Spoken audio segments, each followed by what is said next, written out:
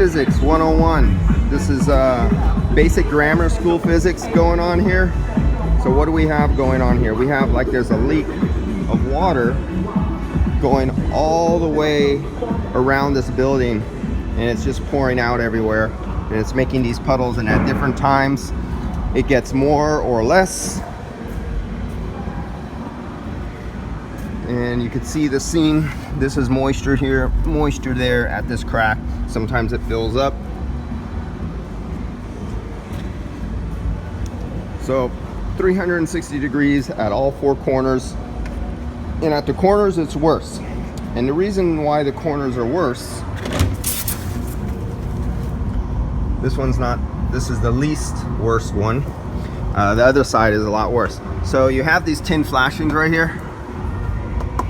This is hollow, where they have these two panels put together. These are put together in long sections with these seams, what I explained on an earlier video upstairs, right here.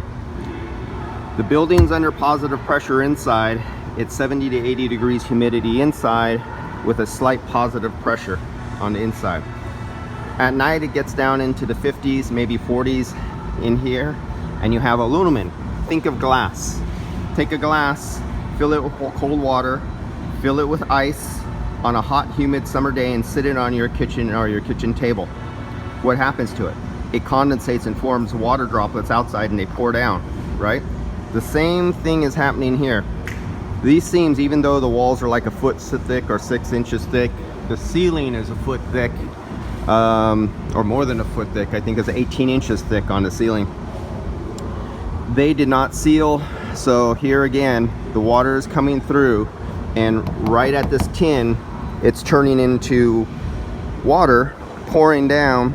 And so the inside of all this, basically, if it's steel, I think these ones, when you put a magnet on it, sticks. It's not aluminum. You would rust out that whole bottom. That flashing on the bottom over the years will all rust out. The bottom of the panels will rust out. These will rust from the inside out. And I told them, if you would have came to me first before you built this building, that these panels should have been assembled with adhesive sealant on the inside seam where the seams go apart, to stop any air intrusion into here.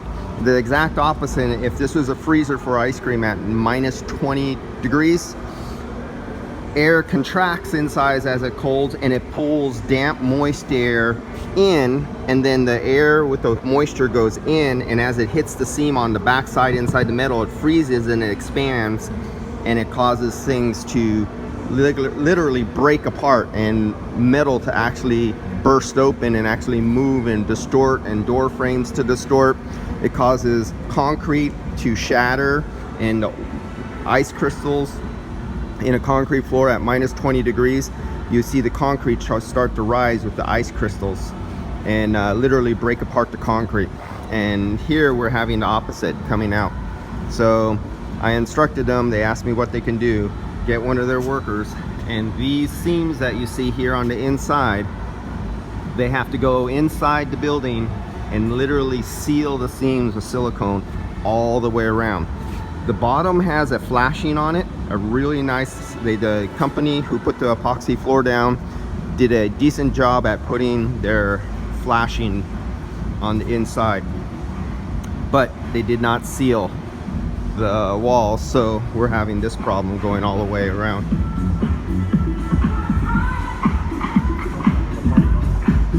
And hope I don't get a strike YouTube with the music in the background. I got to remember to keep talking, otherwise YouTube flags it. And you have I got flagged on this one company, something company flagged me for copyright something. It's not even their music, it was just somebody's remix. So there's more water. Come back here on the other side, and a little light shade of water there, a little light shade of water there. And here again we got another corner, and actually you can see with the light there, that one's literally liquid wet water back there, and this has a nice hollow flashing right there. That's collecting the condensation as the warm moist air comes and hits this cold metal flashing. So that's it on this one. For you guys who are like in places like Florida, you know about this. Having, oh, actually, no, where would we go? North Dakota, where it gets really cold. It gets really dry too. And Florida has another problem. So when you're in these extremes, and either there's too much humidity outside or too much humidity inside, and then you drastically drop the temperature within the building or on the outside of the building, moisture and air migrates in a certain direction, either causing condensation or ice crystals build up that break things. And now, what do we got here?